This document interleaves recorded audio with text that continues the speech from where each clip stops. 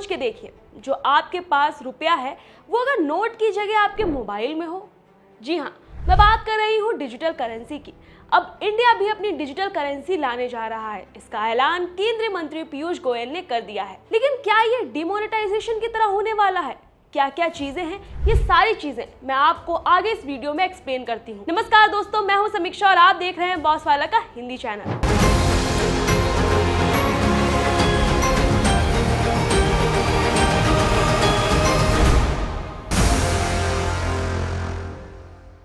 Digital रुपया, यह आपने वर्ड कहीं ना कहीं सुना होगा, लेकिन सरकार इसको क्यों लेके आ रही है? इसकी जरूरत क्या है? जब हमारे पास यूपीआई है तो डिजिटल रुपए की क्या जरूरत है? क्या ये डिमोनेटाइजेशन की तरह होने वाला है? ये कई सारे सवाल मेरे मन में भी थे जब मैंने डिजिटल रुपया के बारे में सुना था। लेकिन डिजिटल रुपया डिमोनेटाइजेशन की तरह नहीं है। देखिए, डिमोनेटाइजेशन के समय हमने देखा था कि किस तरीके से लोगों ने लंबी लाइनें लगाई थी, काफी सारी असुविधा हुई थी। लेकिन डिजिटल रुपया ऐसा नहीं करने वाला है। डिजिटल रुपया का मेन उद्देश्य है कि जो भी मार्केट में ब्लैक पैसा है, जो भी मनी लॉन्ड्रिंग है, इनसे बचा जा सके। तो चलिए सबसे पहले जानते हैं कि डिजिटल करेंसी होती क्या है। आप यूपीआई का इस्तेमाल करते होंगे, आप नेट बैंकिंग का इस्तेमाल करते होंगे। अब आप कहेंगे कि यूपीआई में भी तो हमारे बैंक से पैसा कटता है और नेट बैंकिंग भी हम करते हैं, तो डिजिटल करेंसी कैसे अलग हुई? देखिए, डिजिटल करेंसी मतलब जो नोट, जो 100 का नोट आप अपने हाथों में फील कर सकते हैं, जो 500 का नोट आप अपने हाथों में फील कर सकते हैं, सेम नोट आपकी वॉलेट में होगा। इसमें किसी तरीके का एक्स्ट्रा चार्ज नहीं लगेगा। यह ऐसा नहीं है कि मार्केट में जो पैसा है, जो फिजिकल मनी है, वो पूरी तरह से गायब हो जाएगा। डिजिटल मनी का सीधा उद्देश्य है मार्केट में जो भी ब्लैक पैसा है या फिर किसी तरीके की धांधली है, मनी लॉन्ड्रिंग है, इस पर लगाम लगाई जा सकेगी। और डिजिटल रुपया, सरकार का मानना है कि पूरी तरह से सेफ है यूज करना। डिजिटल करेंसी की जो भी वैल्यू है, जो भी भरोसा है, वो पूरी जिम्मेदारी सरकार की होगी। आपको इसकी टेंशन लेने की जरूरत नहीं है। सरल शब्दों में देखें तो डिजिटल कैश भारत में आने वाला है, यानी कि जो रुपया आप हाथ में फील कर रहे हैं, अब वही सेम चीज आप डिजिटली फील कर पाएंगे। अब बात करते हैं गवर्नमेंट अनाउंसमेंट की। केंद्रीय मंत्री पीयूष गोयल ने इस बात का हाल ही में अनाउंसमेंट किया था कि भारत अब डिजिटल रुपया इंट्रोड्यूस करने जा रहा है, यानी कि हम जो है डिजिटली उस रुपये को यूज कर पाएंगे। बहुत ही इजी टू यूज होगा। और कई लोगों के मन में सवाल होता है कि क्या ये बिटकॉइन या फिर डॉज कॉइन की तरह होगा? नहीं, ऐसा बिल्कुल नहीं होने वाला है। बिटकॉइन और डॉज कॉइन से ये बिल्कुल अलग होगा। ये सरकार से मान्यता प्राप्त होगा। बाजार की तरह इसमें कोई भी उतार चढ़ाव नहीं होगा। और सबसे बड़ी बात कि अगर 100 रुपए, अगर मान लीजिए आपके वॉलेट में अगर 100 रुपए हैं तो उसकी कीमत 100 रुपए ही रहेगी। वो ना तो समय के साथ बढ़ेगी और ना ही समय के साथ गिरेगी। जैसे कि आपके पास फिजिकल रुपया होता है, अगर वो 100 रुपए है तो वो 100 ही रुपए रहता है। अगर आप किसी को देंगे तो वो 102 या 104 समय के साथ नहीं होता। सेम चीज होने वाली है डिजिटल करेंसी के साथ। वो ना तो समय के साथ बढ़ेगी और ना ही समय के साथ कम होगी। सरकार का कहना है कि बिटकॉइन और डॉज कॉइन बगैर किसी सरकारी आधार के चलते हैं। उन पर टैक्स लगता है, उन पर निगरानी रखना थोड़ा सा मुश्किल काम है। लेकिन जो सरकारी पैसा होगा उस पर आरबीआई की पूरी तरह से निगरानी होगी, परमानेंट उसकी मॉनिटरिंग होगी और वो पूरी तरह से एक सेफ गेटवे होगा। अब सबसे बड़ा सवाल उठता है कि सरकार ऐसा कर क्यों रही है? अगर डिजिटल रुपया ना लाए तो हमारी आपकी लाइफ में क्या फर्क पड़ेगा? देखिए, हमारे पास तो यूपीआई है, पेटीएम है, फोन पे है और जी पे है। अब तो बहुत सारे यूपीआई ऑप्शंस आ गए जिनको हम अपनी डेली लाइफ में इस्तेमाल कर रहे हैं। और अब तो यूपीआई सिर्फ शहरों में नहीं बल्कि गाँव में भी लोग इस्तेमाल करने लगे हैं। चाहे सब्जी वाले हों, चाहे दूध वाले हों, हर जगह यूपीआई यूज हो रहा है। ना सिर्फ हमारे देश में, बल्कि मैं आपको बता दूं कि यूपीआई अब बहुत सारे देशों में भी यूज होने लगा है। जैसे कि कतर हो गया, मलेशिया, श्रीलंका जैसे देशों में भी यूज हो रहा है। लेकिन इसको सरकार क्यों लेके आ रही है? इसका मेन मकसद क्या है लाने का? तो देखिए, नगदी पर निर्भरता कम करना, यानी कि जो नोट है। अब आपने कई बार ऐसा देखा होगा कि आप कहीं सब्जी लेने गए या कहीं बहुत भीड़ भाड़ वाली जगह में गए, आप कभी अपनी पर्स भूल गए, कभी वो चोरी हो गया, या फिर आपने कहीं पैसा रखा है, आप भूल गए। इस तरीके की कई सारी समस्याएं होती हैं जब हमारे पास नगद ज़्यादा होता है। तो सबसे पहला है कि नगदी पर जो निर्भरता है वो पूरी तरह से कम करनी है। और सबसे बड़ी जिम्मेदारी आती है तब जब नोट छपते हैं, उनकी सुरक्षा, उनकी लागत, ये सारी चीजें भी बचेंगी जब हमारी कैश पर निर्भरता कम होगी और हम डिजिटल रुपया ज्यादा से ज्यादा यूज करेंगे। दूसरा है पारदर्शिता और नियंत्रण, यानी कि पूरी तरह से ट्रांसपेरेंसी रखना, यानी किसी भी तरीके के हिडन चार्जेस नहीं होंगे, किसी भी तरीके की कोई दिक्कत नहीं होगी, आप आसानी से इसको यूज कर सकेंगे, कोई भी मिडिल गेटवे नहीं होगा। इसमें मनी लॉन्ड्रिंग पर रोक लगाई जाएगी, जो ब्लैक मनी का फ्लो है मार्केट में उसको भी रोका जा सकता है। तो इन सारी चीजों पर सरकार ध्यान दे रही है और इसको लेकर ही डिजिटल रुपया पर पूरी तरह से जोर दिया जा रहा है। और तीसरा जो सबसे बड़ा कारण है तेज और आसान लेन देन, यानी कि एक आम आदमी भी डिजिटल रुपया को बहुत ही आसानी से इस्तेमाल कर सके, ज़्यादा दिमाग नहीं लगाना है। जैसे आप अपना 200 का नोट, 500 का नोट निकाल के देते हैं, बस उसी तरह से आपको डिजिटल कैश यूज़ करना है जो आपके मोबाइल में आपको मिलेगा। इसके अलावा जो इंटरनेशनल ट्रांजैक्शंस हैं वो भी कहीं ना कहीं ईजी हो जाएंगे। इंटरनेशनली अभी आप जाते हैं तो आपको करेंसी एक्सचेंज करना पड़ता है, बहुत सारी दिक्कतों का सामना करना पड़ता है, लंबी लंबी कतारों में खड़ा होना पड़ता है। लेकिन डिजिटल रुपया आने के बाद आपकी कई सारी दिक्कतें आसान हो जाएंगी। अब चलिए चलते हैं अपने अगले सेक्शन में, जिसमें जानते हैं कि करेंसी काम कैसे करेगी, कैसे इसका काम होगा, कैसे हम इसको इस्तेमाल कर पाएंगे। मान लीजिए जो आरबीआई है वो डिजिटल रुपया जारी करता है, वो आपको एक CBDC वॉलेट देगा, उसमें से आप पैसा सेंड कर सकते हैं और रिसीव कर सकते हैं, यानी कि आप पैसा किसी को भेज सकते हैं और कोई आपको पैसा भेज सकता है, आप रिसीव कर सकते हैं उस पैसे को।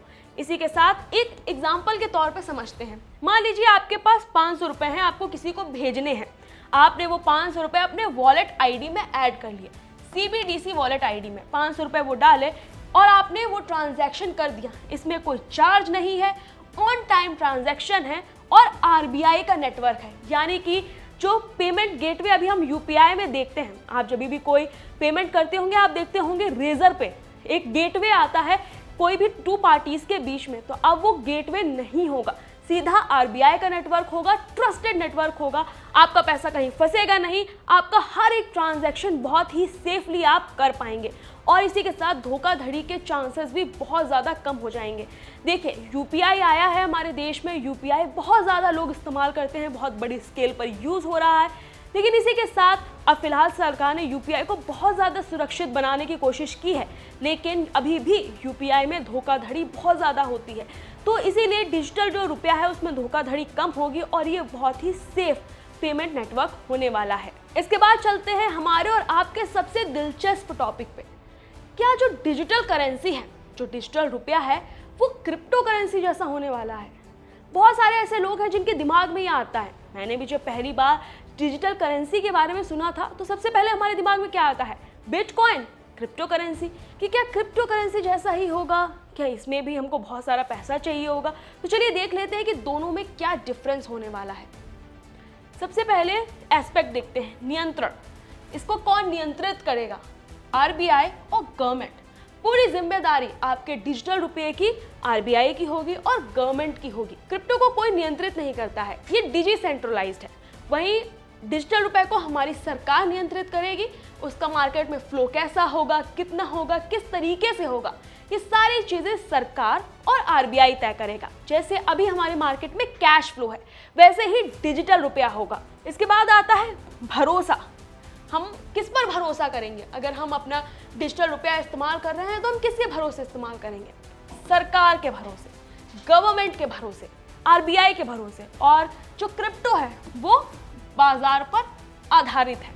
अगर आपके साथ क्रिप्टो में कोई धोखाधड़ी होती है तो इतना आसान नहीं होता है उसके लिए आप कहीं पर कंप्लेन कर सकें, वो बाजार पर आधारित होती है। जैसे कि आप एक स्टॉक मार्केट का एग्जाम्पल ले लीजिए, लेकिन डिजिटल रुपया में ऐसा नहीं है। आपके साथ अगर कोई धोखाधड़ी कभी फ्यूचर में होती है या फिर कोई आपके साथ कुछ भी करने की कोशिश करता है तो आपके पास सरकार है जिसमें आप कंप्लेन कर सकते हैं।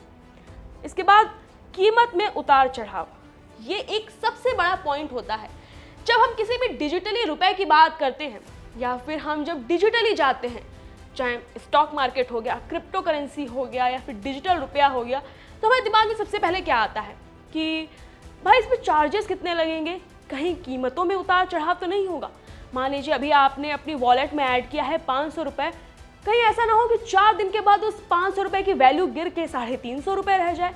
तो ऐसा बिल्कुल भी नहीं होने वाला है। ये एक तरीके से स्थिर है, जैसे आपका मैंने पहले भी बताया था, जैसे आपका कैश वैसे ही डिजिटल करेंसी। और अगर क्रिप्टो की बात करें तो इसमें बहुत ज़्यादा उतार चढ़ाव होता है। अगर आप आज से 5-6 साल पहले जाके देखें तो क्रिप्टो की कीमतें कुछ और थी, लेकिन अगर आज आप उसको एनालाइज करेंगे तो क्रिप्टो करेंसी की कीमत आसमान छू रही है। तो इस तरीके से क्रिप्टो में और डिजिटल रुपए में बहुत बड़ा फर्क है। उसके बाद आता है उपयोग। इसका उपयोग होता है भुगतान और लेन देन में, यानी कि ट्रांजैक्शन में। आप किसी को पेमेंट कर सकते हैं, कोई आपको पेमेंट भेज सकता है। लेकिन अगर क्रिप्टो की हम बात करते हैं तो ये ज़्यादातर निवेश में यूज़ किया जाता है, ज़्यादातर इन्वेस्टमेंट के तौर पे क्रिप्टो करेंसी देखा जाता है। ये डेली लाइफ में यूज़ नहीं होता है, इसको हम ज़्यादातर निवेश के एस्पेक्ट में देखते हैं। इसके बाद आता है ट्रैकिंग। कैसे इसकी ट्रैकिंग करें, मतलब 100% ट्रांसपेरेंसी है या फिर नहीं। जब हमारे पैसे की बात आती है ना, तो हमारे दिमाग में सबसे पहला सवाल क्या आता है कि भाई इसको लेकर ट्रांसपेरेंसी कितनी है। इसमें आपको पूरी तरह से ट्रांसपेरेंसी मिलेगी, पूरी तरह संभव है कि आप इसको किस तरीके से ट्रैक कर सकते हैं। क्रिप्टो में क्या होता है कि अक्सर बहुत सारी चीज़ें हैं वो छुपी हुई होती हैं। अगर आपने क्रिप्टो करेंसी के बारे में अच्छे से पढ़ा है, आप उसकी जानकार हैं, या फिर आप किसी से पूछते हैं जिसको अच्छी जानकारी है फाइनेंशियल चीज़ों की, वो आपको सजेस्ट कर सकता है कि आपको कैसे खरीदना है, कैसे बेचना है। तो ये एक बड़ा सवाल आ जाता है, लेकिन डिजिटल रुपए में ऐसा कुछ भी नहीं है। चलिए अब अगले सेगमेंट पे चलते हैं और जानते हैं कि आम लोगों के लिए क्या बदलेगा, यानी कि आपके लिए और मेरे लिए क्या बदलेगा। देखिए, मान लीजिए ये एक दुकान है, ये एक शॉप है, और एक कस्टमर आता है इस शॉप से, कुछ खरीदता है 15 रुपए का, ठीक है, और उसके पास चेंज नहीं है।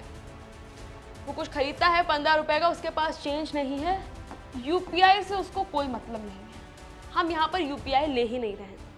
कस्टमर आता है, एक शॉप से कुछ खरीदता है, उसके पास 15 रुपए नहीं है। अब अगर आपके पास डिजिटली रुपया है तो आप उसको आसानी से यूज़ कर सकते हैं, यानी कि जो दुकानदार है उसका भी बेनिफिट, जो कस्टमर है उसका भी बेनिफिट। उसको जो सामान चाहिए था वो उसको तुरंत मिल जाएगा, और शॉप वाला जिसको पैसा चाहिए था उसको पैसा तुरंत मिल जाएगा। अब ये यूपीआई से बहुत ज़्यादा तेज़ होने वाला है, यानी यूपीआई से बहुत ज़्यादा बेटर होने वाला है। आपने कई बार देखा होगा जब आप यूपीआई पेमेंट करते हैं तो वहाँ पर बहुत बार क्या होता है, जो गेटवे होता है, जो उसका गेटवे होता है, और मान लीजिए आपने यूपीआई किया और गेटवे, और ये कोई सेकेंड पार्टी को जब आप पेमेंट करते हैं, जब आप पेमेंट करते हैं तो वो बीच में कभी कभी आपको रुक जाता है, वो पेमेंट प्रोसेसिंग दिखाता है बीच में, यहाँ पर प्रोसेसिंग होती रहती है। और क्या होता है कि कभी कभी प्रोसेसिंग उसमें लिख के आता है ना, do not close this window, कि जब आप प्रोसेस कर रहे होते हैं तो क्या होता है कि यहाँ पर उनके पास पैसा पहुँचा या नहीं पहुँचा ये हमें नहीं पता होता है। मान लीजिए बहुत आप 2 मिनट तक वो सर्कल चल रहा है, नहीं पता चल रहा है, हमारे अकाउंट से पैसा कट भी नहीं रहा है, या कभी कभी ये होता है कि अकाउंट से पैसा कट जाता है, हमारे पास मैसेज लेट आता है। तो इन सारी समस्याओं से हम निजात पा सकते हैं अगर हम डिजिटल रुपया का यूज़ करेंगे।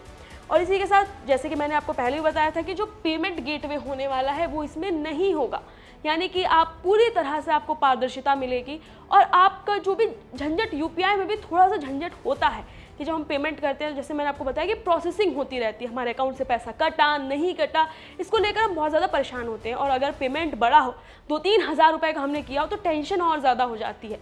तो ये सारी समस्याएं डिजिटल रुपये में नहीं होंगी। अब सबसे बड़ा सवाल जो हमारे दिमाग में आता है, क्या नगद खत्म हो जाएगा, यानी कि जो कैश है, जो कैश हम इस्तेमाल कर रहे हैं, जो कैश हम फील कर पाते हैं, क्या वो ख़त्म हो जाएगा? नहीं, ऐसा बिल्कुल नहीं होने वाला है। इसको एक ऑप्शन के तौर पे लाया जा रहा है, ना कि रिप्लेसमेंट के तौर पे।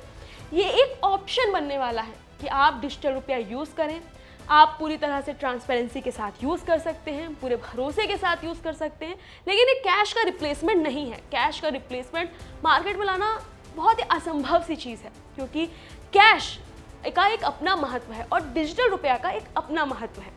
और इसी के साथ देख लेते हैं कि कहाँ कहाँ ये यूज़ हो रहा है और सक्सेसफुली यूज़ हो रहा है। देखिए, चाइना में यूज़ हो रहा है ई युआन, नाइजीरिया में यूज़ हो रहा है ई नायरा, यूरोपियन सेंट्रल बैंक में डिजिटल यूरो यूज हो रहा है। तो इतनी जगह डिजिटल करेंसी चल रही है और ये सक्सेसफुली चल रही है। अगर हम चाइना की बात करें तो ये सबसे ज़्यादा आबादी वाले देशों में आता है चाइना, और यहाँ पर सक्सेसफुली ई युआन चल रहा है। तो हमारा इंडिया भी सबसे ज़्यादा आबादी वाला है, यहाँ पर भी डिजिटल करेंसी अगर आएगी तो बहुत सारी चीज़ें हैं जो धोखाधड़ी है वो कई मात्रा में कम हो जाएगी। तो मैं उम्मीद करती हूँ कि आपको अच्छे से समझ में आ गया होगा कि डिजिटल रुपया क्या है, डिजिटल करेंसी क्या है, ये क्रिप्टो से अलग है या फिर ये बहुत सारे सवाल जो हर एक आम इंसान के दिमाग में होते हैं जब कोई नई चीज़ मार्केट में आती है। तो ये पूरी तरह से सेफ है या फिर नहीं, इन सभी सवालों के जवाब मैं उम्मीद करती हूँ कि आपको मिल गए होंगे। लेकिन इसके बावजूद भी अगर आप कुछ जानना चाहते हैं तो मुझे कमेंट करके बता सकते हैं, मैं आपके उस कमेंट का जवाब दूंगी। अगला वीडियो आप किस टॉपिक पर देखना चाहते हैं, आप अपना सजेशन भी मुझे कमेंट बॉक्स में दे सकते हैं। इसी के साथ ऐसे और भी वीडियोस हम आपके लिए लेकर आते रहेंगे। मिलती हूँ आपसे नेक्स्ट वीडियो में, तब तक के लिए नमस्कार। बॉस वाला, बी द बॉस।